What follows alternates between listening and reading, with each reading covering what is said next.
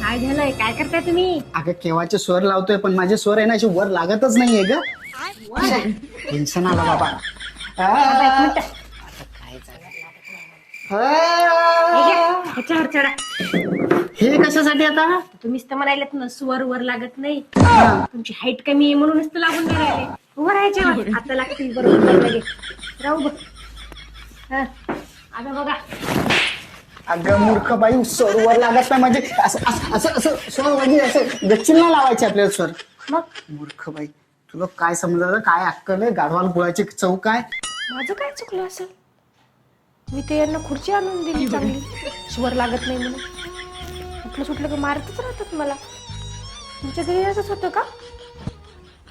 ज्याचं करावं भलं तो म्हणते आताच खरं.